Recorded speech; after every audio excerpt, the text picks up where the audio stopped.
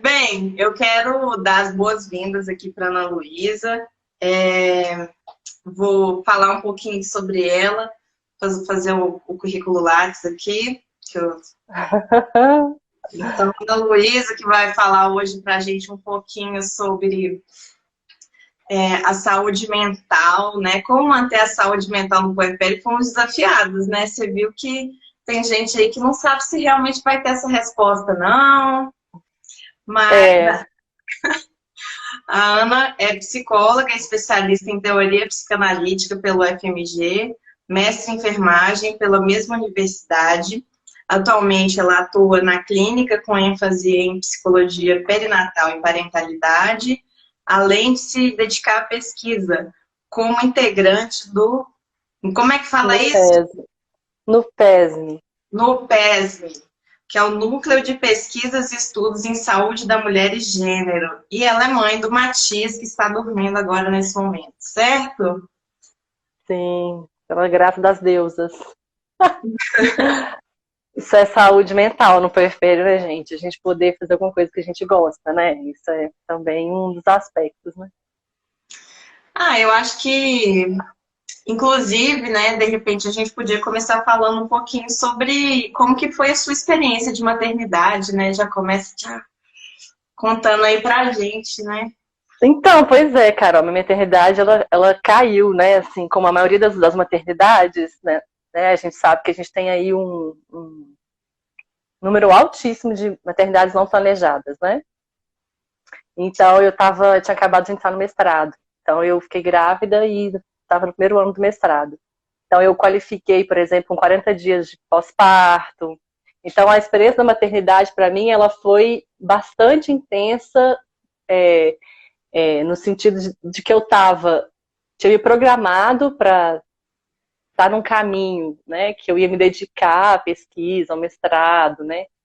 Mas eu também, por exemplo, por causa da maternidade, tive a possibilidade de encontrar pessoas maravilhosas no meu caminho. Uma delas, a Cleide, minha orientadora, que foi uma das pessoas que mais acolheu, assim, a academia, né? Você conhece como ela é um espaço que não é um espaço acolhedor para maternidade, e ela, não só porque ela é uma enfermeira obstétrica, né, que ela pensa esse cuidado, e ela vive para o cuidado das mulheres e dos bebês, mas ela é uma pessoa incrível. Então, eu lembro muito bem de eu chegando assim para falar com ela, eu assim morrendo de medo, porque eu não conhecia muito bem ela. E aí eu cheguei assim e falei, ó, Cleide, eu tenho que te contar uma coisa. Tinha acabado de entrar no mestrado. Eu tô grávida. E eu assim, nervosa, aí ela falou assim, você tá sendo bem cuidada? Foi a primeira coisa que ela me perguntou. E aí, assim, isso já me trouxe, né, todo um processo de, de deslocar até a minha pesquisa para olhar especificamente para essa vivência do parto, do nascimento, que foi isso que foi minha pesquisa de mestrado, a partir da experiência dos sentidos do nascer. Eu pesquisei os sentidos e significados que as pessoas têm de parto e nascimento, né? E aí eu tive um puerpério misturado com as demandas, muito misturadas com as demandas do mestrado. Eu era bolsista, então eu tinha uma exigência, né, de não só de produtividade, mas também de estar lá, cumprindo, comparecendo. Por exemplo, a escola de enfermagem não tem nem fraldário. Então, assim, trocador. Então, assim, são várias questões que é a experiência, né? E não, eu estou falando isso da minha experiência, mas as mulheres vivenciam isso nos espaços públicos, os espaços de trabalho delas, os espaços sociais, não são espaços que acolhem as puérperas. Então, assim, eu sou privilegiada, tive uma série de possibilidades de transitar, tanto na escola, por causa da Cleide, por causa do grupo de pesquisa, que é maravilhoso, as pessoas da sala dela, as enfermeiras obstétricas que eu conheci, não só no meu parto, mas minhas colegas de mestrado. Então, eu fui muito cercada de pessoas que me amparavam nesse sentido, mas essa não é a realidade das mulheres, né?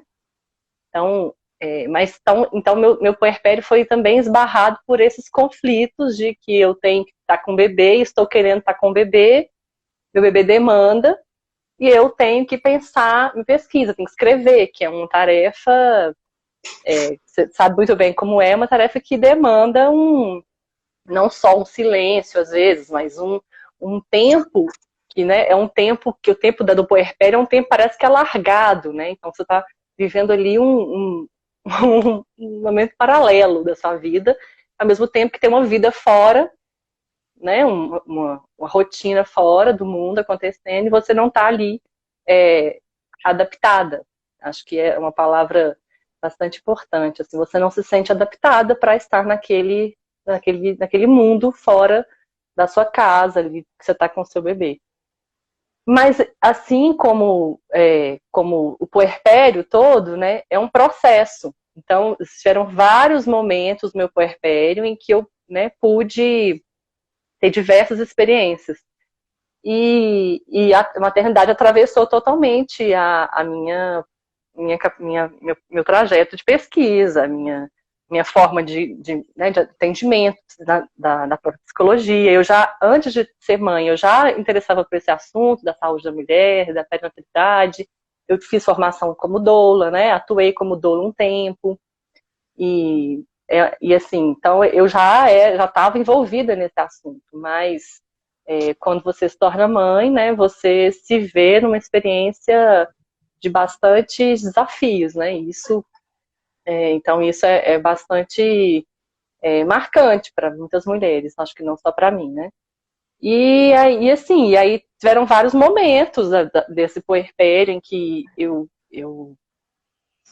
pude também entender que era um momento que eu precisava me afastar do bebê, e como é que eu me afastaria do bebê, sendo que não tinha muita rede de apoio. Então, são vários elementos que a experiência da maternidade, ela traz como não só desafios, mas assim, de você começar a olhar para a realidade sob uma outra perspectiva, uma perspectiva de que você faz, que é cuidar de um ser humano, que é produzir, né, todo uma, valores, né, educação e tudo, você está ali formando um ser humano, um cidadão, aí isso é invisibilizado pela sociedade. Então isso tudo são elementos que afetaram não só a minha experiência, né, quanto mulher, mas também profissional. Mas, assim, defende mestrado, isso tudo são, assim, coisas que a gente vai passando, né? É um tempo que foi acontecendo coisas, né? Assim, ele está com quase 3 anos. Então, talvez hoje eu estou no momento em que eu consigo organizar melhor a minha rotina, consigo ter um pouco mais de espaço para eu fazer as minhas coisas profissionais. E, por exemplo, o Cobeon, né, que foi quando a gente se conheceu melhor, vocês não sabem, mas eu e Carol, a gente esteve juntas no Cobeon, que é um congresso brasileiro de enfermagem obstétrica. Foi ótimo, né, Carol? Foi maravilhoso. E aí foi a primeira vez que eu fiquei longe do Matias, que eu dormi longe dele. Então, para mim, foi bastante desafiador isso, mas ao mesmo tempo era profissionalmente uma experiência que eu precisava muito cumprir, estar ali, realizar aquilo, né? Então, então tem essas dualidades, tem esses momentos de dualidade. E eu não podia não deixar de ir para o Cobeon, né? Nós duas estávamos numa mesa com o Ricardo Chaves e a Heloísa Lessa. Na plateia tinha Leslie Page, né? Então, assim, como é que você nega isso para você mesma, para o seu desejo enquanto mulher, como profissional, né? Então, mas ao mesmo tempo eu falei, ai meu Deus, não posso levar ele. Então, assim, como é que eu não posso levar ele? Eu amamentando, os peitos enchendo de leite. Ele estava com que idade? A gente tinha acabado de fazer 2.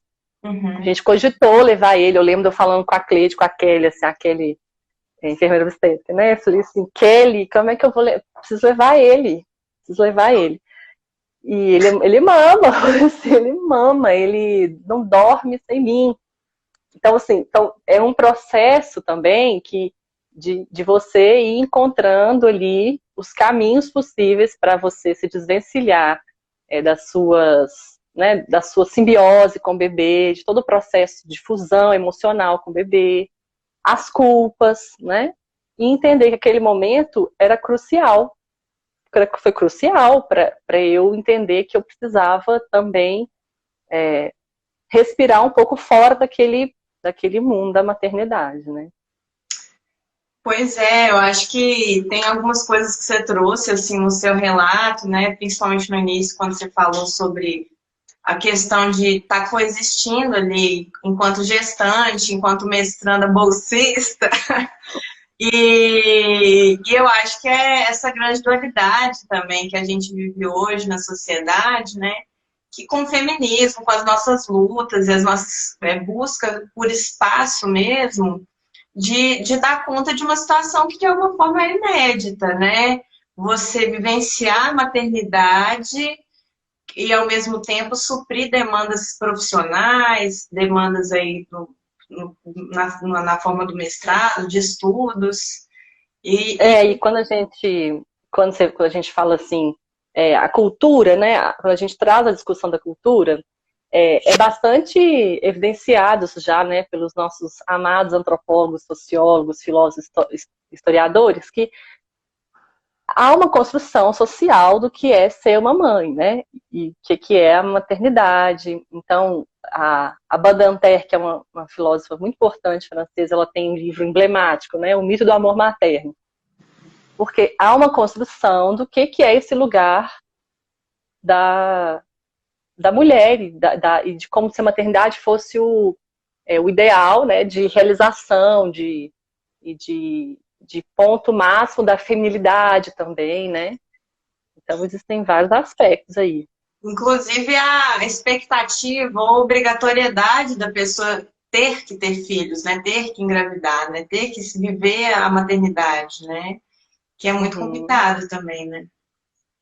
Sim, porque quando você se vê grávida, você se vê puérpera, vem à tona, emergem todos essas questões que não foram muito bem elaboradas do que é seu desejo de ter um filho, por onde passa o seu desejo de ter um filho, por que você fez a escolha, né, de assumir aquela gestação, ou de querer criar uma criança.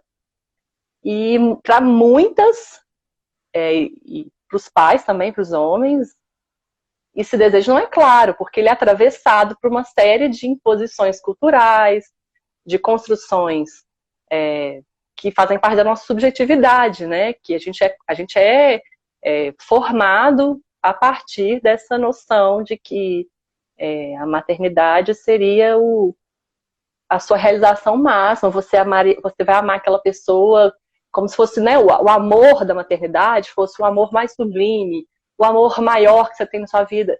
É claro que é um amor único, claro que é um amor que você não consegue nem, às vezes chega a doer no corpo, né, por conta de ser essa fusão emocional, mas tem muita ambivalência.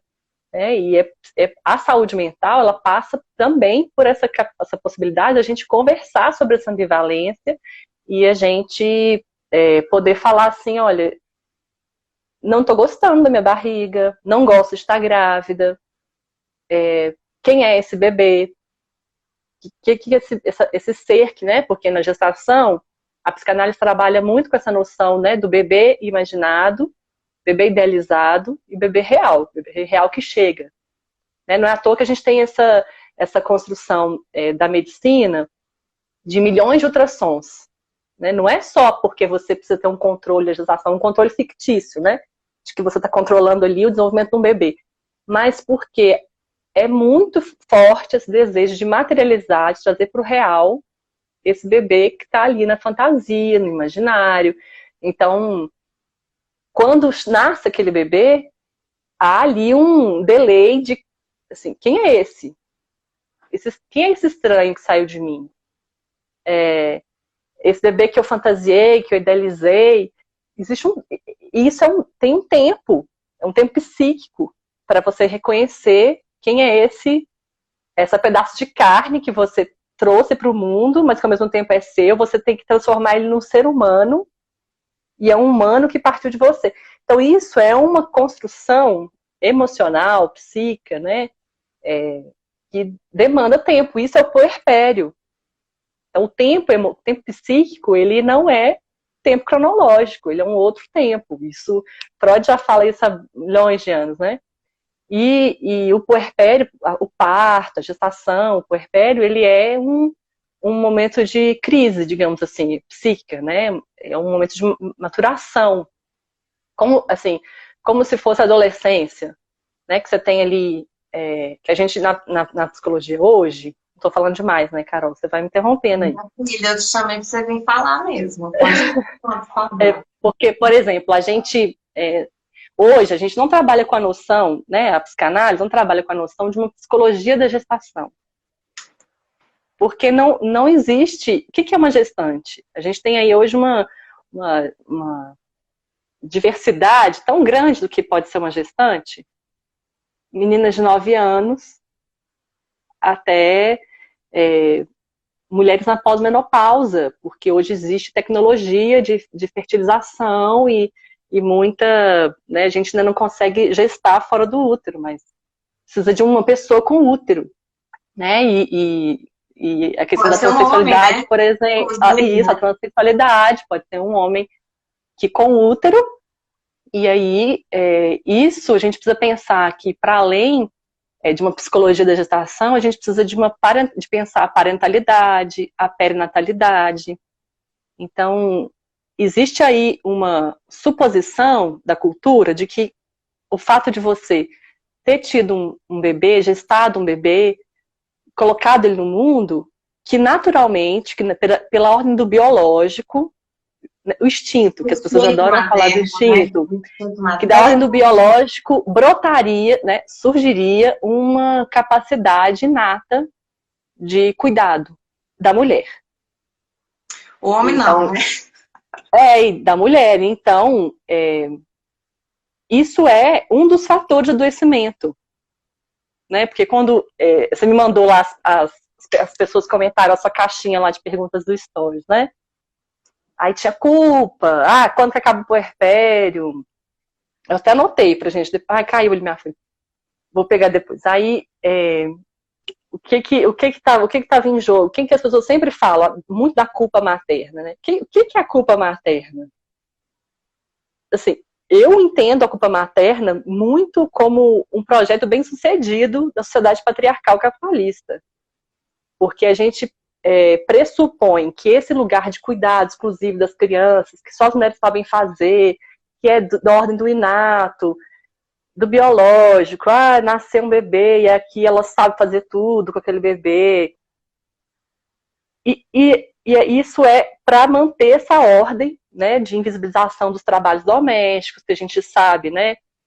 Silvia Federici está aí, maravilhosa, que é uma pensadora italiana que traz muito essa discussão de que a gente tem toda uma ordem econômica sustentada por um trabalho doméstico invisibilizado, né, que são feitos por mulheres negras.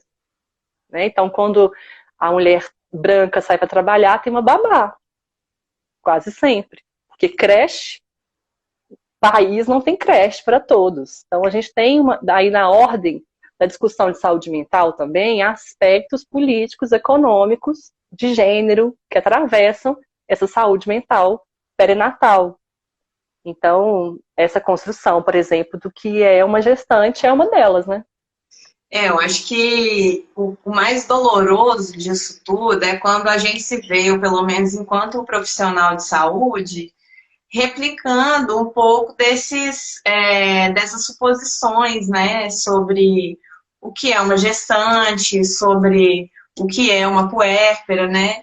Eu me deparei algumas vezes na residência, na época de residência médica, algumas mulheres que tiveram parto. Às vezes não era o primeiro, às vezes era o segundo ou terceiro parto delas. E aí o bebê nascia, né? O bebê nascia, aí a gente, botava o menino lá no colo contato dela. Pele a pele. Pronto, vamos fazer o contato pele a pele. E aí a mulher falava assim, ai, credo, tira ele de mim, ele é gosmento. É o estranhamento. Vou chamar assistente social para essa mulher agora, Jesus. Porque isso aqui, ó, tá com problema, gente. Como é que ela vai cuidar desse menino depois? E assim, eu fico muito triste que a ingenuidade que a gente tem, assim, de achar que todo mundo vai passar pelos processos de uma maneira muito natural e muito instintiva. Quantas vezes eu recebo pessoas no meu pré-natal e eu acompanho mulheres no pré-natal e eu, sei lá, você manda uns renascimento do parto para a pessoa assistir, você fala não sei o quê, e aí chega no final do pré-natal, ela tá lá com 38, 39 semanas, fala assim, ô, eu não aguento mais estar grávida, não, não quero mais isso não, gente. Eu vou lá no, fazer uma cesárea, nos credos. Uhum. Pensar assim, gente, não é possível. Achei que as pessoas que quisessem fazer pré-natal comigo queriam tudo um partinho normal e tal. Então, assim, e aí eu fico olhando para mim mesmo e penso assim, gente, talvez eu também tenha errado enquanto profissional por não ouvir, por não entender qual que era uma demanda específica dessa mulher, o que que ela precisava, sabe, ter ouvido ou ter discutido comigo, o que que eu poderia ter ajudado ela, mesmo que a decisão final dela também fosse optar por uma cesariana, que ela estivesse um pouco mais ciente, mas esses processos, eles são muito imprevisíveis, a gente tem que aceitar essa imprevisibilidade, né, Ana? Exatamente. A gestação, essa coisa das gravidezes não planejadas, né? É porque a gente tem um número altíssimo, assim, você deve saber melhor que eu essa estatística aí das gravidezes, né? A maioria são gestações não planejadas. Se tem o desejo de maternidade, muitas vezes esse desejo não coincide com o momento da concepção, né? Então, quase a maioria das gestações não planejadas no sentido de que não coincide com o controle. Então, a própria gestação é essa perda do controle. O parto né, não é à toa que a gente tem hoje uma realidade obstétrica que é marcada por esse intervencionismo, por essa tentativa de controle do corpo da mulher, que é entendido como um corpo falho, que precisa de correção, que é ali uma bomba relógio, a qualquer momento ela vai matar o próprio bebê e vai se matar. Porque o parto, ele é da ordem do incontrolável, é da ordem do inesperado. E isso é muito complexo na sociedade neoliberal, você ter o tempo de esperar um parto, por exemplo, um parto normal acontecer, esperar aquela mulher dilatar, isso é da contramão da nossa sociedade, né?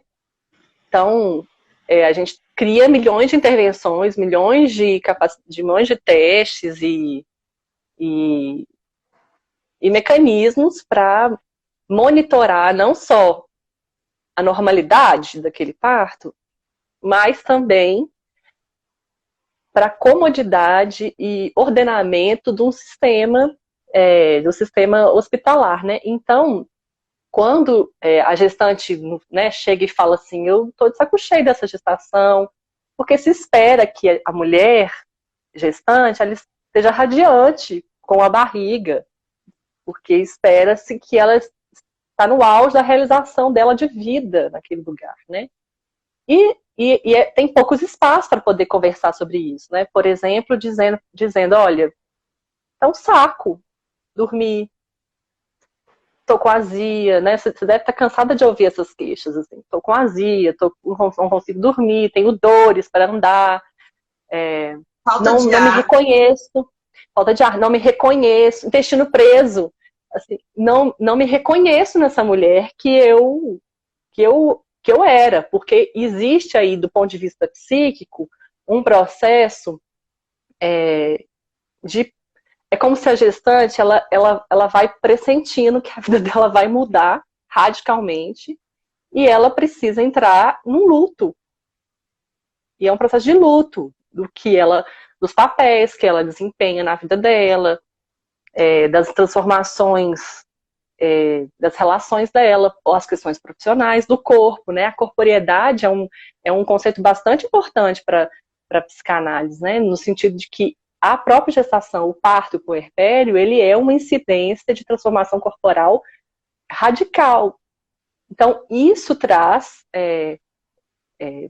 efeitos que precisam ser elaborados, que precisam ter de tempo para poder lidar com isso. Esse tempo não é o tempo cronológico, e nem é o tempo de 9 meses, né? Porque a gestação tem ali, pronto, acabou, nasceu. E é interessante isso, quando a mulher nasce o bebê, ela fala assim, ai meu Deus, credo, gosmento. Porque na hora que sai um bebê, imediatamente a equipe, o que a equipe faz? É um reconhecimento daquele bebê. Olha, é um bebê saudável, que conta os dedinhos. Não é assim que a equipe médica faz? É um reconhecimento que ali nasceu um ser humano apto a estar no lugar de ser humano aceitável. Então, esse reconhecimento das pessoas que estão ali de fora, a equipe, até o pai, o acompanhante, esse reconhecimento se dá quase que imediato. Nasceu, a mulher que está ali, muitas vezes, né, inundada nos hormônios, ou vivendo um processo extremamente intenso, que o parto ele é da ordem da excessividade psíquica. Tem um excesso ali vivido. Inclusive, pode ser traumático, não só porque a gente tem violência obstétrica que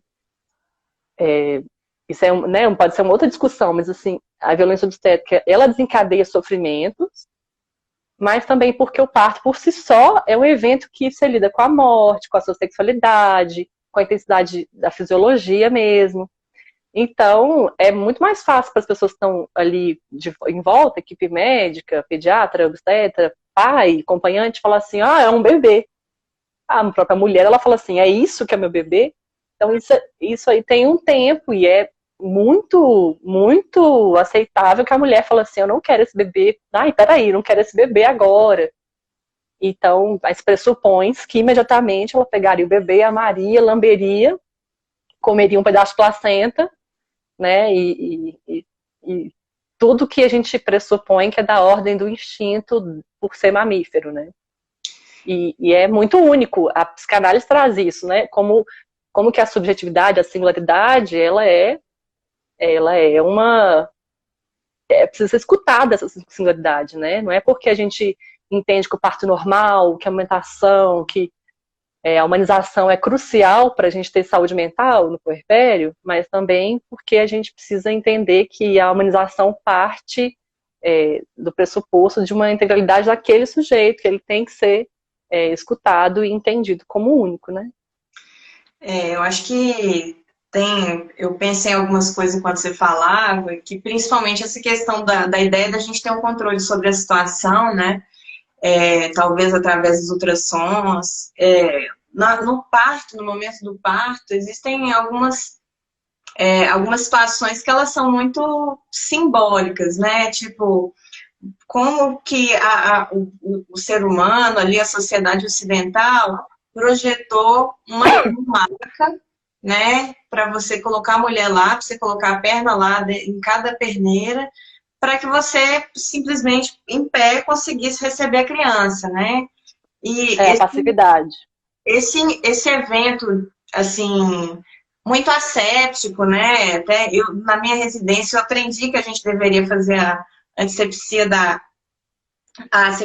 vulva, passar um sabonete, um sabão lá, o PVPI da Germante, para poder fazer essa limpeza. A gente colocava os panos verdes lá, um de cada lado. Quando a mulher ia ter parto no banquinho, a gente nem sabia o que a gente fazia com tanto pano, né? Como é que fazia essa limpeza. E assim, à medida que a gente tenta conter mesmo essa violência mesmo que existe, que é natural do parto, que é um bebê saindo de dentro de uma pessoa, né?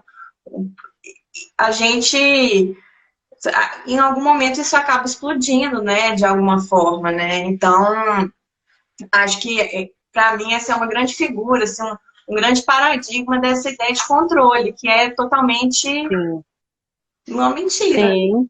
Uma mentira. Sim, e a gente sabe, do ponto de vista dessa posição passiva, que a medicina e a obstetrícia vai colocando a mulher nessa posição passiva, de entrega o corpo para o médico, né? Então você decide por mim a minha vez de parto, você que decide onde eu vou parir, só vou parir onde meu médico vai. Né? Todas essas questões que estão envolvidas aí na própria realidade obstétrica brasileira, principalmente, é a colocação da mulher nesse lugar de passividade. E esse lugar de passividade é muito danoso sob diversos aspectos, porque a mulher não se sente protagonista daquele momento, ativa nesse processo, e quando ela se vê naquela intensidade de um parto, de um nascimento, ela vai sendo colocada sempre nesse lugar de como se estivesse regredindo, né, do ponto de vista da autonomia, do desejo. E no puerpério isso explode, porque a gente tem na contemporaneidade, né, na nossa sociedade atual, assim, primeiro que a gente, essa vivência, né, na cidade grande, urbana, nessa urgência urbana, de que as coisas têm que ter uma performance de produtividade, de você, dos prazos, né, do corpo. Então, isso tudo, né, do padrão de corpo. Então, isso tudo, quando a mulher tem um bebê, assim, nos primeiros dias que ela está na maternidade, a maioria delas, né, as que não têm parto domiciliar, elas estão, que é 98% das mulheres têm parto hospitalar, então elas estão ali na maternidade ainda se sentindo, de alguma forma, respaldadas pela equipe. E, ao mesmo tempo, é a equipe que dita tudo sobre aquele bebê, sobre aquele cuidado com o bebê. Então, é um conflito constante isso da gente exigir que, naturalmente, a mulher saiba o que se faz com o bebê, porque instintivamente ela vai saber cuidar desse bebê. Mas, ao mesmo tempo, a gente tem esse massacre, essa invasão dos especialistas, que estão sempre dizendo que ela não sabe fazer, que está errado, que ela tem que fazer de um certo modo, que ela tem que consumir certos serviços para ser uma boa mãe. Então, isso é também um elemento de adoecimento no puerpério. A gente tem consultoria de sono, Carol, para os bebês, né? Porque a gente entende que um bebê de 3 meses não pode acordar de madrugada, sendo que é da fisiologia desse bebê, porque essa mulher tem que dormir, ela não tem licença maternidade, e ela realmente precisa dormir, porque ela precisa produzir no dia seguinte, né? Muitas mulheres são autônomas, né? A gente sabe que a precariedade das políticas públicas. E aí a gente entra nessa lógica, né, de consultoria de sono, especialistas para tudo quanto é tipo de questões do bebê. Então a gente recorre ao saber do especialista, né, coisa que foi quebrada, essa cadeia de transmissão de saberes transgeracionais e que a gente tinha na sociedade, onde a gente tinha maior convivência entre mulheres e até compartilhando mais os saberes, a gente perdeu totalmente isso. Então, para muitas mulheres, o bebê delas é o primeiro bebê que elas estão segurando na vida. E isso é um espanto, né? Gera um espanto, gera aí um descompasso do que eu vou fazer, mas o pediatra falou isso. Ah, mas a consultora falou tal coisa. Ah, mas eu preciso, né, chamar especialistas. Então, a gente vive hoje, ao mesmo tempo, nessa oferta avassaladora de serviços para preencher esse buraco que foi criado por essas interrupções de transmissão de saberes entre mulheres, né, de apoio, das redes de apoio, o que é fundamental para um puerpério mais saudável, né? Poxa, muito complicado, né? Porque a gente acaba percebendo que além de ser uma demanda, né, real e, enfim, realmente vão ter muitas pessoas que vão demandar, vão precisar desse serviço, a gente entende também que, por um lado, isso tem a ver com o capitalismo, né? Com a forma de monetizar o saber, né? Sim, E eu incluo sim. também o cuidado ao parto nisso, sabe? Eu incluo também você chamar um obstetra para poder ir assistir seu parto. Se esse saber ele fosse mais comungado, houvesse uma comunhão entre os profissionais, se a gente lidasse melhor com a cultura, talvez, do parto domiciliar também, para pessoas específicas, talvez as pessoas iam se sentir mais seguras, né? Para poder ter um parto natural, de verdade, né? Um outro tipo de natural. Eu acho que como psicamente o parto é um evento de muita intensidade,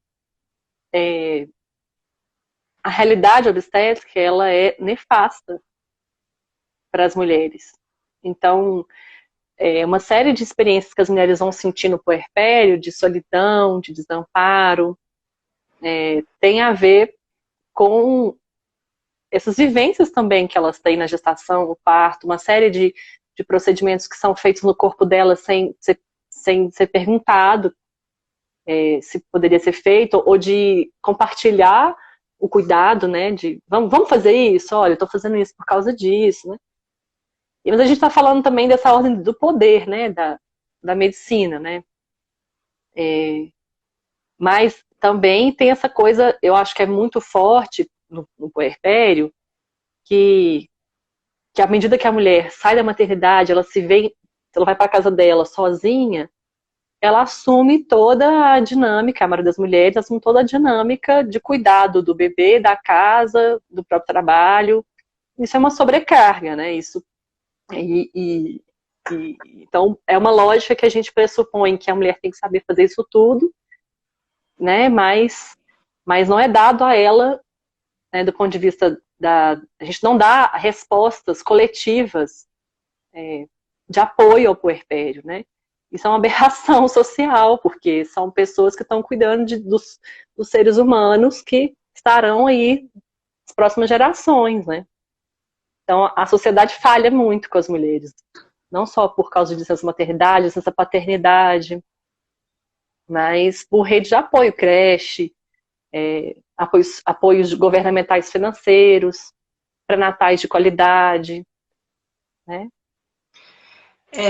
É um sistema mesmo, né? Dessa mulher invisível, né? Dessa mulher que não pode amamentar em público, que é feio, que se mostrar o peito lá fora não pode, não ter fraldário nos lugares,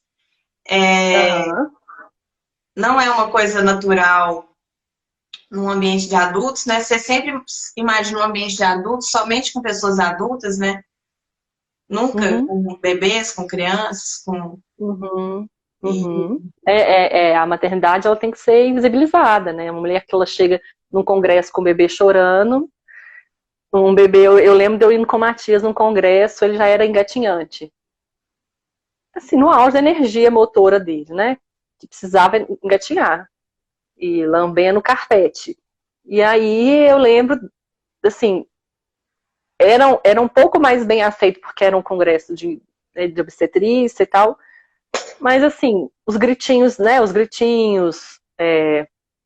a forma que a criança explora o ambiente, isso não é adequado, né, isso não é aceitável minimamente. Então, assim, você tem que ter as mulheres preferem abrir mão de estarem nos lugares públicos com seus filhos e ficar em casa, para não ter que ser invadidas por perguntas, questionamentos, palpites, né? Então, e aí a criança, a maternidade vai se tornando cada vez mais da ordem do privado, sendo que ela teria que ser uma discussão da ordem do público, né? De política pública, de discussões da gente dar para as mulheres puérperas todo um respaldo coletivo da sociedade mesmo, né? Que a gente não faz.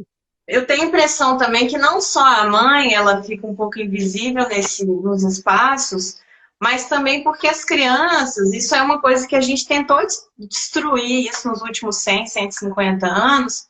Criança não é um mini adulto, né? Então, assim, não existe um lugar para uma pessoa que não é adulta, né? Então, quando criança é criança, no lugar gera um constrangimento mesmo, geral, né?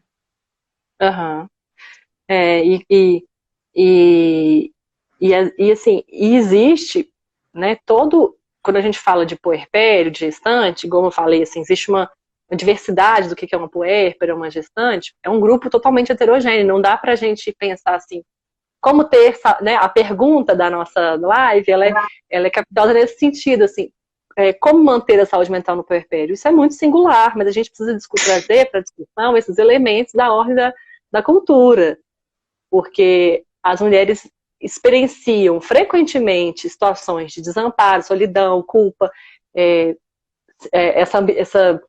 não sei, uma das suas seguidoras comentou, quando que acaba essa bipolaridade emocional? Porque é próprio dessa reorganização psíquica do puerpério, que a gente chama às vezes de baby blues, né? Que é essa tristeza puerperal, esses momentos de euforia, de tristeza, porque você está lidando ali com um novo processo de se entender identidade, de fazer o luto, né, dessas questões narcísicas, de onipotência, de que você era uma gestante que estava gerando uma vida toda poderosa, digamos assim, né? E depois a velocidade com que o corpo se esvazia, né?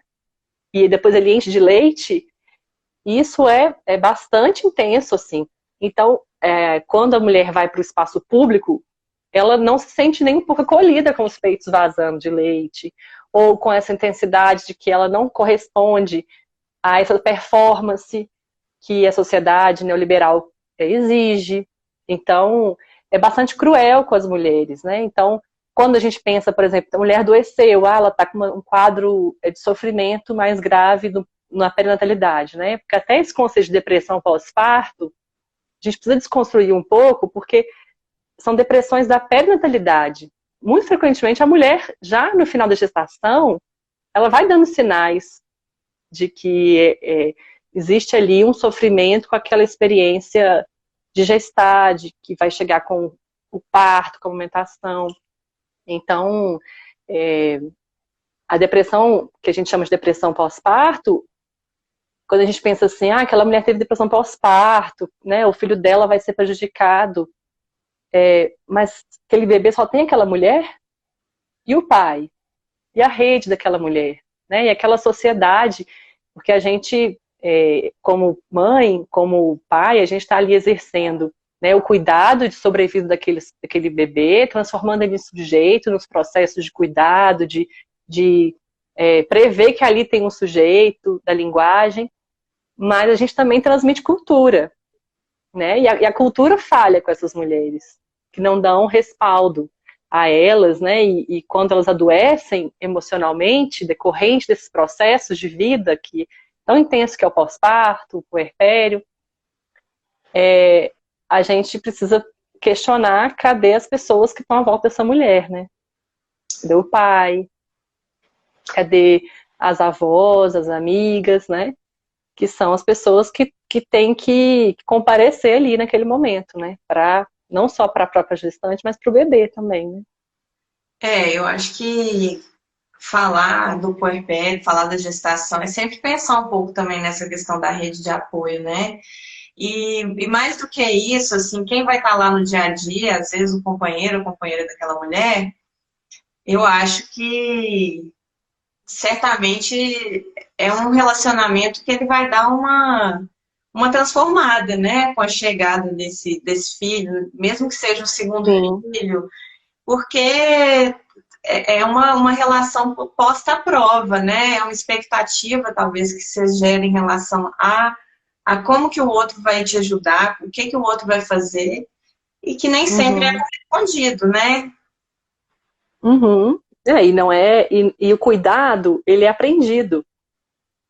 Né? Como a gente está falando disso, a gente não nasce sabendo cuidar, a gente aprende a cuidar. Então o homem precisa aprender a cuidar, né? O companheiro, as pessoas que estão à volta, né, dessa mulher que acabou de ter um bebê. E isso é uma das formas de manter saúde mental no puerpério, é você estar ali com as suas amigas, com as pessoas que você conhece que estão nesse momento, oferecendo não só o acolhimento para o bebezinho, que lindo que ele é, mas aquela mulher precisa de ser alimentada, ela precisa se distanciar às vezes um pouco do bebê, ou não, ela quer ficar um pouquinho com o bebê, sozinha, mas ela precisa de alguém que limpe a casa, né? Então, essa rede de apoio, ela precisa ser fortalecida, inclusive os grupos de apoio, eles são fundamentais nesse sentido, para a troca, né? Se é um grupo que permite essas diferenças, né? Discussões de diferença. Agora, existem muitos grupos que repetem esse modelo de imposição do que é prescrito que uma mãe deveria fazer, né? Isso é bastante complicado, né? Eu acho que muita gente, quando pode, acaba trazendo as mães, as sogras, né? Geralmente é sempre uma figura, uma mulher, né? Para perto, ou vai ter o parto perto da família, porque realmente Aham. quando isso não acontece, são outras redes, né? Eu acho que a gente tem que estar pronto também para poder diversificar essas redes. Nem sempre vai poder ser a família, né? Às vezes a família é horrível, né? A É. família da pessoa é horrível. Horrível. Às vezes a pior pessoa pro seu puerpério é a sua mãe ou a sua sogra, né? Então, é, essa rede de apoio tem que ser a rede com a qual aquela mulher se sente é, tranquila e que ela confia, que são pessoas que dão encorajamento a ela, né? E que não vão minando ela nessa confiança que ela sabe sobre o próprio bebê. Ela sabe sobre o próprio bebê, ela precisa de tempo para conhecer esse bebê, de conexão, né? Ela precisa de respeito nesse tempo dela, precisa de política pública para ter licença maternidade adequada, né? Como que a gente quer exigir que as mulheres amamentem, né? No que é preconizado pelos órgãos mundiais de saúde, se a gente não tem licença maternidade. Né? E a gente quando a gente pensa gestante, a gente pensa a mulher branca, classe média alta, né? E as mulheres negras de periferia Tem que trabalho de carteira assinada, né? cadeira assinada, concursada, que tem renda, alta renda, que paga por esses serviços de especialistas, né? Então a gente sabe que a população mais vulnerável são as mulheres negras, e elas são as mais propensas a ter depressão pós-parto, exatamente porque elas são o grupo mais vulnerável em diversos sentidos, esses atravessamentos de raça, de classe, de violência doméstica, mas também porque são as que menos acessam serviços de saúde por infinitas questões históricas, né, de desigualdade. Então, o recorte que a gente pensa a parentalidade e até a psicologia, a psicanálise, é bastante excludente nesse sentido, porque a gente pensa um cuidado muito voltado para quem tem privilégios, né? Realmente, assim, quando a gente pensa nessas questões, né, nesses conflitos que a gente mencionou, a gente pensa muito no conflito da pessoa que você tem o pré-requisito para você ter esse tipo de sofrimento é que você tem um tanto de coisa já à sua disposição, né? Você tenha Uhum. condições de contratar profissionais específicos, você tenha como ir ao lugar, né? Você tenha como, mesmo que se for um banco de leite público, por exemplo, para poder conferir sua amamentação, você vai ter como sair de casa, né? Você E sabe que existe um banco de leite, né, que a maioria não sabe que existe um banco de leite, o que é um banco de leite. É muito complexo, Carol. E assim, o sofrimento no puerpério, né, que a gente fala assim, 10 a 20% das mulheres podem vir a ter uma depressão nessa perinatalidade. E 80% tem esse baby blues, que é essa tristeza. A Vélia Conelli, que é uma psicanalista maravilhosa lá de São Paulo, ela sempre fala assim, então todas estão tristes, né? Porque se 10 a 20% tem depressão pós-parto e 80% tem baby blues, todas nós estamos tristes com a maternidade. Então a gente precisa olhar para essa experiência, não só porque uma cascata hormonal, né? Somente depois da pojadura, do descido do leite, que a gente sabe que tem esses elementos fisiológicos, mas porque a gente tem, contribuindo aí para o adoecimento mental das mulheres, o machismo, essa sobrecarga mental, todas essas questões que estão circulando aí a nossa condição quanto mãe numa sociedade patriarcal capitalista, né? pois é, eu e realmente assim acho que é muito pontual, né? Quando a gente pensa assim, nossa, realmente, será que isso começa só no puerpério? E quando você traz que muitas dessas questões começam na gestação, eu fico pensando nas mulheres que planejaram, esperaram durante muito tempo para poder ter uma gestação, por exemplo, né? E que ela vai carregar Uhum. para aquela gravidez uma série de expectativas, né? Ou de falta de expectativas que vai impactar também nesse puerpério. E Uhum. O que é mais comum é você não estar esperando isso e ver seu corpo se transformando a cada dia, sua barriga crescendo, e você era fitness, ou você perdeu um peso que você queria perder e estava feliz com o seu corpo, aí de repente você vai ter uma perspectiva de engordar 10 quilos. E eu acho que, assim, pelo menos enquanto a profissional, que eu acho que também, para mim, enquanto a profissional que é mais o meu trabalho principal, talvez, vai ser sempre acompanhar as mulheres durante a gestação, e o pré-natal ele é muito redondinho nessa rotina. Quando a pessoa chega no pós-parto, ela tem uma consulta, né? Sim, ela é Teoricamente. desamparada, né? E aí quem vai olhar para ela é o pediatra, que você leva o menino, porque você quer que o menino sobreviva, você não quer que ele desidrata. Tem mais uma série de questões. E é quem fala pra você assim, você tá fazendo errado, você não sabe fazer. E assim, eu vou te falar que eu passo a gestação da mulher tentando proteger ela das violências sutis, né, das falas complicadas que ela vai ouvindo, que é da família dela eu não consigo segurar. Eu dou uma listinha de gente que faz ultrassom para ela, para ninguém falar que o menino dela tá gordo, eu que tá com circular de cordão, tanto de coisa que a Opa. gente desconstrói, mas que uma palavra é capaz de destruir tanta coisa, sabe? E no pós-parto, Hum. você sente aquela mulher escorrendo ali, ó, pelas. Você nunca teve tanto controle, assim, na verdade. Desculpa, meu ego aqui falou mais alto, ele gritou um pouco. Mas, assim, quando eu chego no pós-parto, e às vezes eu não consigo ter uma agenda, eu tenho tentado me programar melhor para isso, já deixar agendado pelo menos uma ou duas consultas, sabe? Porque eu acho que são muitas outras demandas diferentes, inéditas, e que não dá para você resolver de uma vez só, com uma visita só. Porém, Por que isso é importante a equipe multiprofissional, né? Porque você pode perceber que aquela mulher pode precisar de uma escuta, porque a gente nunca sabe o que é gestante, o que é a mulher, que resposta que ela vai dar para esse tipo de sofrimento. Pode ser que a mulher tenha, passe por isso ótima, e que ela deu conta sozinha, não precisa de intervenção nesse sentido. E teve violência obstétrica, e teve, né, todo. Mas pode ser que foi um parto lindo, maravilhoso, mas o puerpério caiu como uma bomba na vida dela, porque desorganizou todas as fantasias dela, as identidades dela, né? E esse luto tá difícil demais de ser resolvido. Então, a gente nunca sabe. Isso que é importante da singularidade, a gente nunca sabe o que aquela mulher vai fazer com aquela experiência, o psiquismo vai responder vai dar como resposta àquilo vivido. Por isso que é importante essas equipes multiprofissionais, né?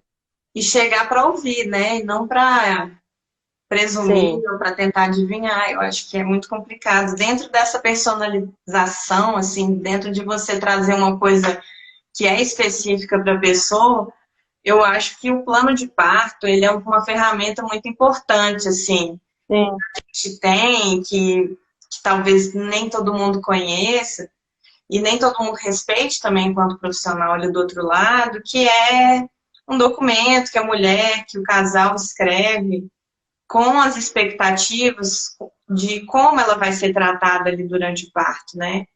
Eu acho que muitas das mulheres que eu atendi no puerpério e que apresentaram alguma, assim, talvez uma grande fonte de frustração para elas tenha sido coisas do plano de parto, às vezes, que não aconteceram conforme elas esperaram, sabe? Coisas que fugiram muito das Do expectativas. controle.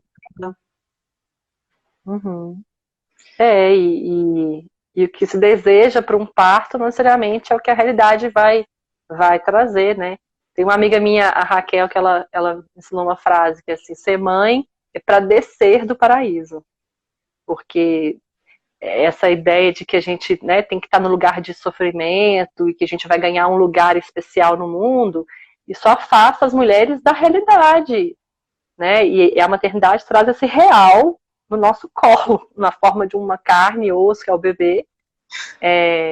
E a gente precisa sair desse lugar idealizado muitas vezes do próprio parto, né? Pois E o é, plano de parto é fundamental, mas a gente precisa trabalhar com o que é o real da vida, né?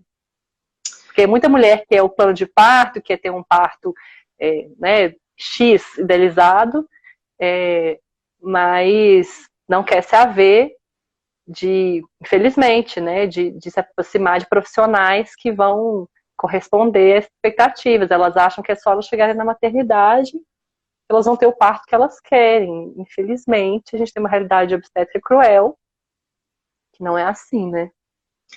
Isso é muito triste. Eu acho que eu sempre tenho muita cautela para poder falar sobre isso, sabe? Porque, mais uma vez, o capitalismo atravessa um pouco essas questões, né? E Sim, você sim. já tem um produto ideal para poder oferecer para essa mulher. Isso é extremamente. Pacote. O pacote. Mas é muito importante a pessoa ter uma noção de realidade também, que ela tem que fazer escolhas certas, sabe? É possível. Não sei se a palavra é escolha certa, né? Eu acho que a palavra são escolhas conscientes, né? Que correspondam um pouco mais com a realidade, né? Sim. Por isso que é importante ter. Hoje a gente tem alguns profissionais que fazem o que eles estão chamando de pré-natal emocional, né? Ou pré-natal psicológico. É uma tentativa de se conversar sobre esses aspectos, né? E às vezes na gestação fazer alguns encontros com o terapeuta, com o psicólogo, para poder ir clareando esses caminhos, o desejo, dos incômodos, da ambivalência, né? Porque você pode querer ser gestante, querer estar grávida, ao mesmo tempo odiar a barriga. Ou você amar o seu filho, mas ao mesmo tempo odiar a privação de sono, odiar por alguns instantes aquele ser que não te deixa dormir, né? Ou que a fragilidade daquele bebê, né? Ele nasce tão frágil, você se vê e fala assim, nossa, ele, né? Se eu falhar aqui, ele pode morrer. E aí ele te desperta ali uma angústia que você não consegue nem nomear muitas vezes, né? E essa incapacidade de dar nome, de falar, de trazer para a linguagem, é o que adoece, né? Então a gente precisa falar que a maternidade, ela é sim um momento de uma experiência incrível, de maturidade, de você experienciar coisas que você não vai conseguir talvez experienciar com outras formas na sua vida, né? E de você ver um ser humano crescendo e você sendo parte daquilo. Isso é incrível, mas ao mesmo tempo é muito difícil, né? Gente, teve uma pergunta no início da live que foi da Kelly. Foi da Kelly ou da Isa? Foi da Isa.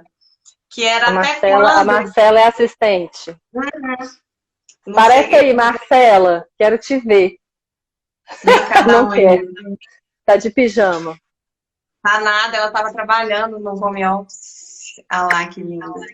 Gente, Marcela foi minha estagiária no Risoleta Neves. Olha, que vida. A vida é muito bonita, né? Você sabe que eu vivi assim ao lado dela com ela só te elogiando pra mim, falando como você é Mentira. maravilhosa. Ah, que Verdade, mentirosa. verdade, amor. Tem Ah, tesoura. foi muito bom encontrar a Marcela e Carol na minha vida. Juntas, então, incrível. Ai, tá vendo? Essa dupla é maravilhosa mesmo. Gente, olha, a Nath Mas mandou qual pra foi a gente. pergunta? Ah, era até da Isa. Quer ler, amor? Vem pra gente, vem a voz. A mulher vive quanto tempo no puerpério? Pois Quanto é, tempo? Carol, da medicina é 40 dias? Como é que é aí? Olha, Vocês a estipulam? princípio a gente tem uma ideia bem clássica assim, de puerpério de 42 dias. Porém, eu escrevi um capítulo de livro uma vez sobre puerpério, então eu li várias coisas e a gente entende que o corpo, mesmo a questão biológica, ela volta para o basal ali, se é que existe, né? Se é que a pessoa volta a ser o que era antes, acho que é não, acho Sim, que não. não Mas demora volta. pelo menos 3 meses. Para o útero, para a bexiga, para a vulva. 6 meses, os dados atuais? Pois é, do ponto de vista da psicologia perinatal, a gente entende que é uma transformação muito mais complexa, e aí poderia durar 2 anos, ou talvez, né, sem um tempo tão um marco, assim, né? Porque é muito de cada mulher, porque existem algumas questões que estão envolvidas, né? Não só esses processos de fusão com o bebê, ou às vezes um quadro mesmo de depressão, né? Perinatal, não tratado, isso pode se estender por a vida toda, por exemplo, né? Então, aquela vivência da perinatalidade, do parto, que desencadeia, o psiquismo responde como uma depressão, querendo dizer algo ali. E se aquilo não é tratado, aquilo não é, de alguma forma, cuidado, isso pode se delongar muito tempo e fica ali uma questão, né? Experiências e afetos que vão estar sempre se remetendo a essa experiência do parto. E o puerpério tem esse tempo, o psiquismo, né?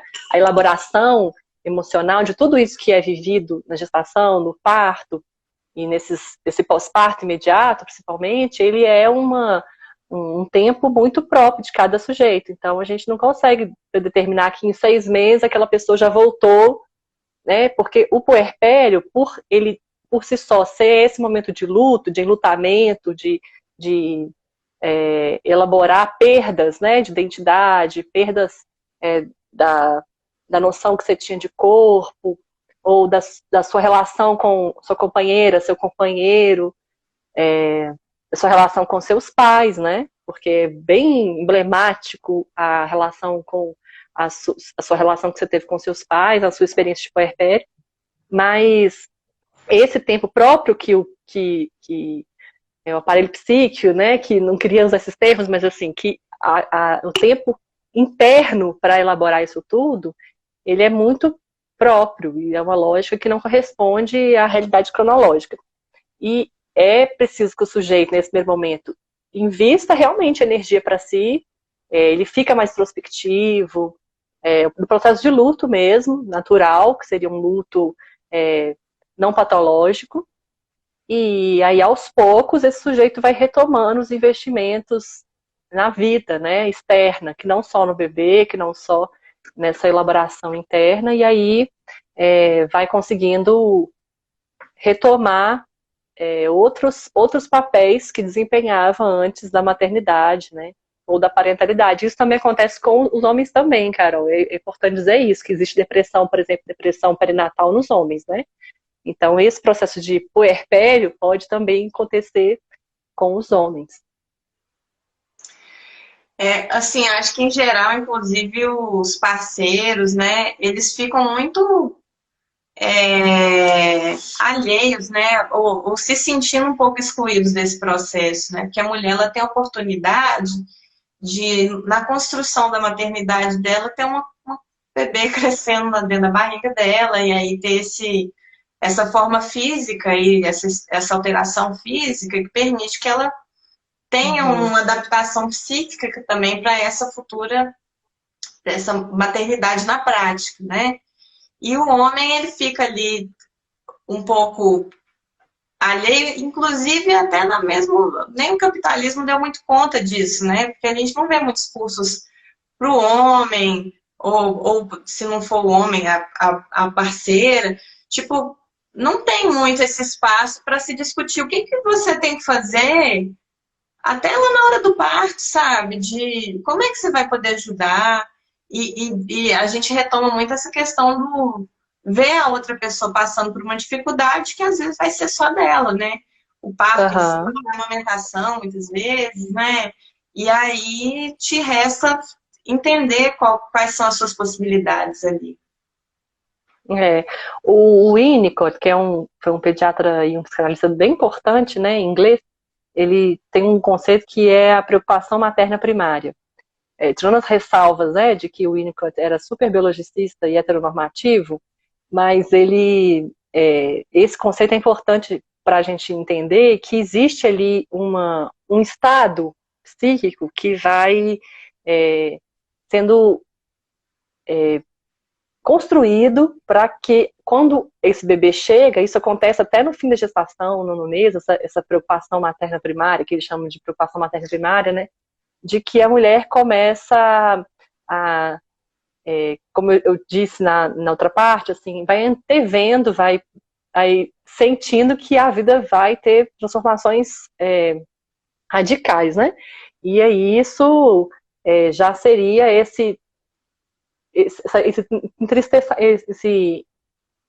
não seria um baby blues, talvez, assim, porque Um baby blues embotamento. é um conceito, mas é uma questão de introspecção, esse sentimento de maior tristeza, e às vezes a mulher não tem espaço para nomear isso, na consulta de pré-natal, né, na própria família, né, porque como assim você está aí pensando isso, se seu bebê está saudável, logo ele vai estar nos seus braços, você vai conhecer o maior amor, o maior amor da sua vida, né, mas ao mesmo tempo, esse é um mecanismo emocional, talvez de maior retraimento, assim, para que seja possível construir ali um espaço de, de, de prever que o bebezinho, né, aquele ser que antes era puras sensações intrauterinas, que depois que sai do útero, ele é um ser que se tornará um sujeito, né, a partir dessa relação de alteridade, e que é preciso estar nesse lugar de recolhimento para olhar para esse bebê, né? Mas a gente vai criando, né, como a gente estava falando no capitalismo, tantos rituais, talvez, né? Chá de revelação, chá de não sei o quê. Ai, fiquei pensando no chá de revelação aqui agora. É complicadíssimo, né? Assim, do ponto de vista de você, desse bebê imaginável, né? Que você fica pensando assim, é menina ou menina, né? Menino ou menina, né? Então, e aí cria uma festa, o que eu entendo de chá de revelação, por exemplo, é isso, né? Cria uma festa, um encontro aí para poder enaltecer meramente, né, o sexo do bebê que vai chegar, né? E como se estivesse no campo da disputa, né? Uma menina ou menina, assim, como se outro dia alguém me mandou um vídeo, a minha amiga, minha Sara, mandou um vídeo de um chá de revelação que eram 2 bonecões fantasiados de bebê, não sei se você viu isso. Não. Um bebê, menino ou menina, e eles ficam batendo, 2 bonecões, assim, eles começam a brigar, e aí, na hora de revelar quem é, um dá um soco no outro, outro cai. Então, assim, tá no campo da disputa de que o filho, a menina ou o menino, ele seria mais amado ou menos amado, assim, são coisas que não são nomeadas, claro, isso passa velado, né, fora as grandes complicações que a gente tem das discussões de gênero do rosa e do azul, né, então isso é um outro ponto, mas a gente vai se ocupando demais desses eventos, assim, chás de bebês, chás de revelação, produzindo respondendo à sociedade, né, esse lugar do que é esperado uma gestante fazer, e muito pouco se olhando, se cuidando, buscando um psicólogo, né, conversando disso no pré-natal. Então, e aí isso culmina no puerpério, né, culmina nessas grandes angústias do puerpério também. Eu até usei essa frase essa semana, não lembro onde que eu tinha visto, que tem esse primeiro chá de revelação, né? Mas vai ter que depois de alguns anos ter um chá de revelação do gênero, né? Com que essa pessoa se identifica também. Uhum. Mas a gente se apega, né, a essas questões e talvez são elementos que a gente use para poder tentar Dá transformar contorno, né? esse ideal em realidade, né? Isso. Enfim, a Nath, ela fez essa pergunta aqui, que é: a minha maior ansiedade é como contar com rede de apoio e resguardar os bebês durante o puerpério e a quarentena. Estou distante de... Ó, quarentena, né? A gente não falou de quarentena aqui ainda. Não, e é para eterno. Coisinha boba, né? Estou gestante de primeira viagem. Previsão de nascimento para novembro. É como contar com rede de apoio e resguardar os bebês durante o puerpério e a quarentena. A pandemia, ela foi, assim, soa como um apocalipse, né? Assim, e eu tenho escutado algumas mulheres dizendo assim, Foi ótimo eu ter um bebê na quarentena, porque aí eu pude ficar muito envolvida com o meu bebê, sem tanta preocupação com essa demanda externa do mundo de produtividade, já que tá todo mundo meio sem estar correspondendo a esse ideal de produtividade. Então, nossa, foi até bom eu estar na quarentena, porque aí eu pude ficar bastante conectada com o meu bebê, eu pude ficar meu companheiro, e sem muitas pessoas intrometendo, né, invadindo esse espaço de resguardo mesmo, no sentido de que seria esses primeiros 3 meses um momento né, da estrogestação, então, que precisa de um ambiente bastante tranquilo para que as coisas possam fluir da melhor maneira possível. Então, já escutei mulheres falando disso, e o oposto, assim, é um caos, eu não tenho como ir na rua para poder dar uma volta no quarteirão com meu bebê não conhece as pessoas da família ainda, ou, não viu as avós ainda, né? E eu acho que essa resposta, ela tem que ser muito de cada caso, assim, de acordo com a sua realidade, o que é possível dentro do seu contexto e da sua demanda, né? Se você é uma mulher que está sozinha, totalmente sozinha em casa com um bebê de 40 dias, né? É possível pensar que rede é essa que é possível ser aproximada para você, porque você é uma mulher que você está vulnerável nesse momento do ponto de vista psicológico, você está vulnerável do ponto de vista, inclusive, do próprio vírus, né, Carol, que as puérperas e os recém-nascidos são um grupo de risco, né?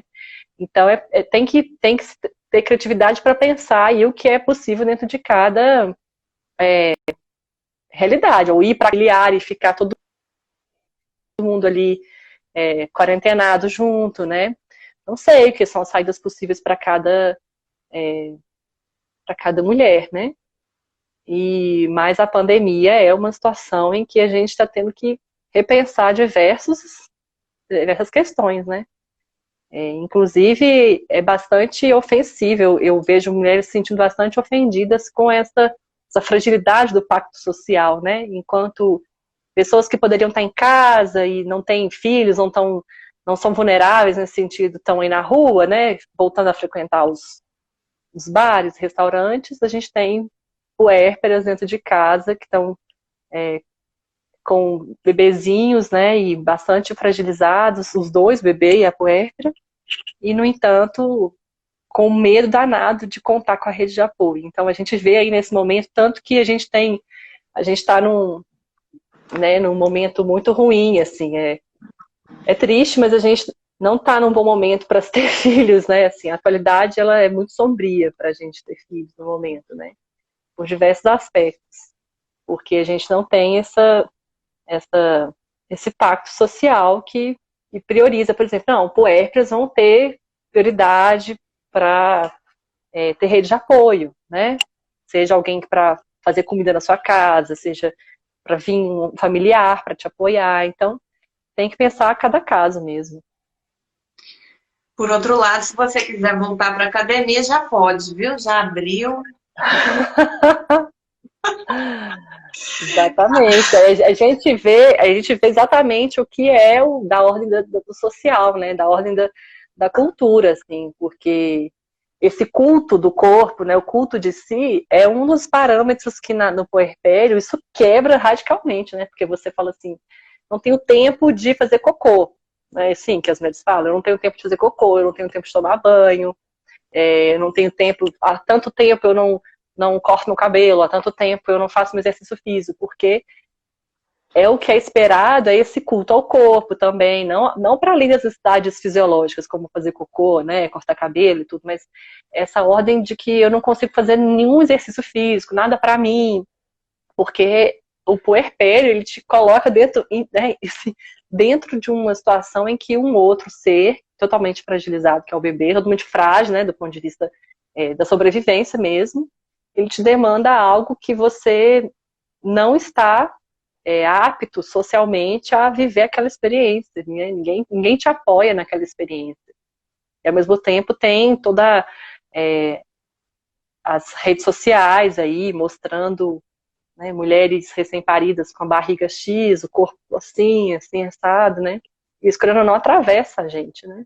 Mesmo a gente O entendendo newborn, que newborn, quer falar de newborn, polêmicas.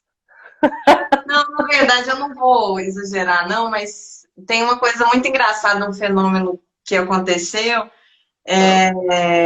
Não vou mencionar quem não, porque ela tá na live, ela tá assistindo aqui, mas eu falei com ela que isso, mas você sabe que o newborn é o seguinte, você tira duas fotos, você tem que tirar umas duas fotos do bebê, porque ele não fica naquela posição assim de mãozinha, Aham.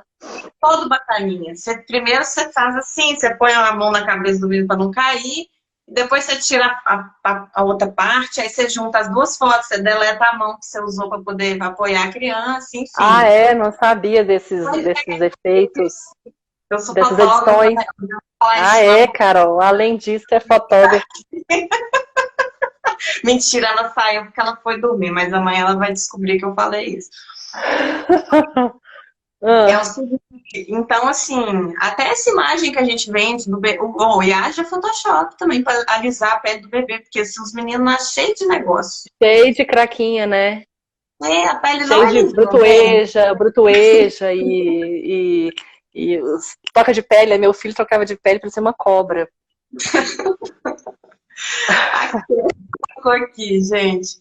Gente, quem tiver alguma pergunta, algum comentário aqui, a Sá, eu vou chamar você de Sá, que eu achei difícil o seu nome aqui no Instagram. Por aqui estamos com um bebê de 20 dias e às vezes me pego chorando do nada. Puerpério e quarentena é bem punk. A Camila Sim, falou que imagino. a parte de não ter que barrar as visitas inadequadas e intrometidas é ótimo, mas não poder receber as pessoas queridas é horrível, né? A dualidade mesmo desse isolamento. Meu É, puerpério na quarentena, essa foi da Kelly, também achei bem legal. Meu puerpério na quarentena se resume em duas palavras: liberdade e solidão. Liberdade de poder exercer a maternidade sozinha e solidão pelo mesmo motivo. exatamente. Assim, a gente tá tateando, né, no que seriam, o que vão ser esses efeitos emocionais, psicológicos da pandemia, né, sobre essas puérperas, esses bebês, né. Hoje, talvez a gente, daqui a um tempo, a gente vai saber do que está acontecendo, né, mas não é, assim, por isso que, né, a gente precisa manter terapia online, teleatendimento, né, porque as mulheres precisam ser escutadas. E não é mole, não, assim, não tá fácil. Então, é E preciso assim, cuidar disso. acho que até uma boa e velha ligação também, às vezes, ajuda bastante, né? Talvez uma dica aí, ou primeiro você dá uma investigada, como é que tá a pessoa, mas ligar para aquela pessoa que teve bebê, para Sim, você conversar com é, ela, né? é O menino só quer e, saber da criança quando nasce, você quer ver o menino, manda a foto do neném. e você pode mandar comida para aquela mulher, uma padaria, você pode, né, mandar um café da manhã, o que for, uma marmita, né? Isso é apoio, isso é de alguma forma né, uma forma de você estar presente também, né? Com certeza. E tem algumas respostas que eu acho que realmente elas não vão existir. E também porque elas vão ser respostas individuais, né? Respostas que não vão Sim, caber em todas as sim. vidas, né? Né, exatamente, porque isso que a gente tem hoje na contemporaneidade, né, de querer os pacotes e os especialistas e meu filho não vai ser traumatizado se eu consumir X e Y serviços, né? Isso soa quase como fascistoide isso, né? Assim, todo mundo dentro de um, né, de um padrão, de um enquadramento e seguindo as mesmas regras, né? E por isso que a gente tem produções de sofrimentos cada vez diversas formas, né? As depressões, por exemplo, as depressões masculinas, né? As depressões dos homens na pré-natalidade tem crescido bastante. Eles respondem, às vezes, com consumo exacerbado de bebida alcoólica, violência, né? Que é própria da masculinidade, né? Outra conversa, mas assim. E aí. E o índice de divórcio, né, no puerpério são altos, porque é um processo tão complexo, é difícil as relações não vão ser as mesmas, né, e ter essa capacidade de passar por esse momento e entender que precisa ter ali algum tipo de olhar para si mesmo, buscar apoio, buscar ajuda, porque é punk mesmo, né, Carol? É. E e às vezes essas doses, né, da presença, da ausência, da liberdade, da solidão, vão ser coisas que a gente vai vendo, né, vai fazendo experiências, vai estando aberta a receber ajuda de alguma forma. Quando você falou de alcoolismo aí, eu tive um caso parecido, assim, que eu já estou vendo como é que eu vou fazer. Mas todo mundo, essa chance, né, ou esse gap que pode ser um salto para um certo adoecimento, ele tem que ser olhado com muito carinho. Uhum.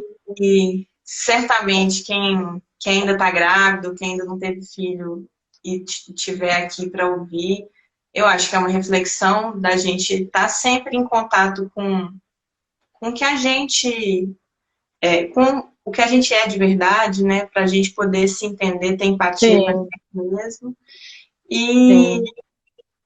e conseguir também entender quais vão ser as ferramentas, as melhores ferramentas que a gente vai usar para não cair tão fundo, né?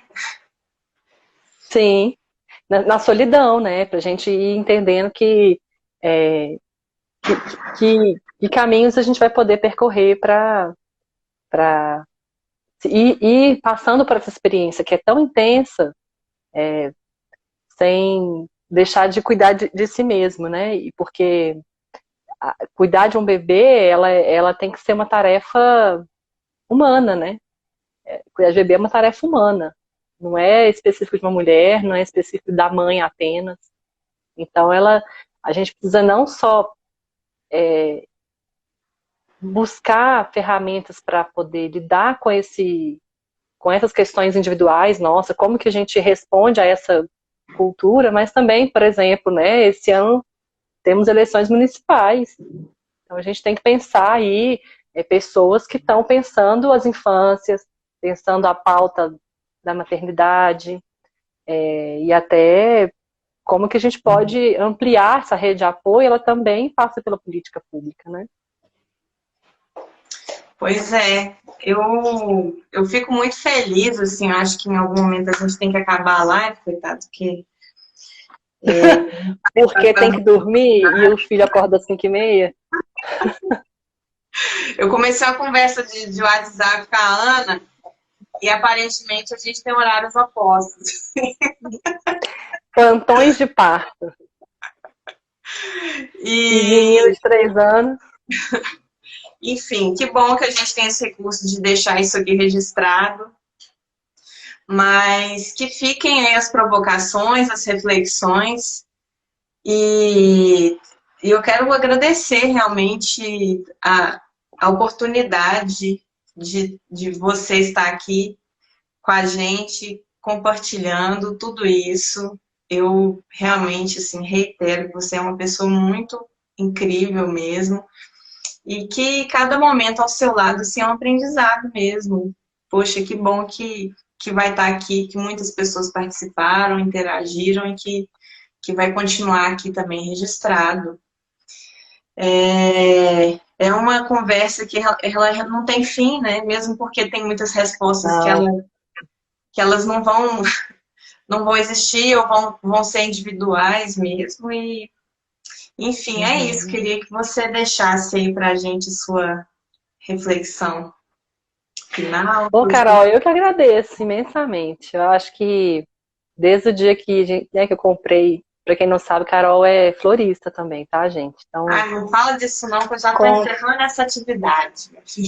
Não, já, porque tá aqui linda a minha espada de ançã. Eu tenho uma coquedama que a Carol tem até hoje aqui, linda, maravilhosa. Eu acho que a oportunidade, né, que a gente tem, não só de estar conversando sobre isso, mas de poder encontrar em profissionais da medicina, como você, que tem esse olhar para esses aspectos, que está pensando a nossa cultura e pensando nessas questões de gênero. Carol, e é isso que transforma, sabe? Assim, o trabalho do onde que a gente tem as fissuras da brecha, da estrutura social que a gente tem, né? É esse tipo de acolhimento, de olhar, de escuta que produz a fissura, que é a ponte criativa para, né, as potências da vida e para que, né, nosso trabalho é para as mulheres, é para os bebês. Então, esse tipo de trabalho que você desenvolve também, que você está também disposta a dialogar com outros saberes, com outros tipos né, de experiência. Outro dia vi você falando com uma aromaterapeuta, né? Então, assim, isso amplia toda essa... O quê? Vai ter mais live aí de aromaterapia. Isso tudo amplia a possibilidade de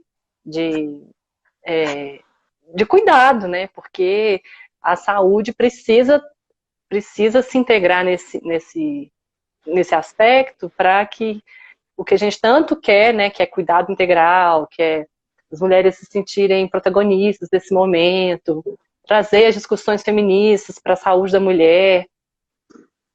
Só com esse tipo de trabalho que se dispõe a estar aberto e escutando, principalmente os aspectos emocionais que nesse momento da gestação, do parto, é tão intenso que a gente pode mudar mesmo a realidade. E eu também sou muito grata por esse encontro, e eu acho que a gente vai caminhar juntas aí.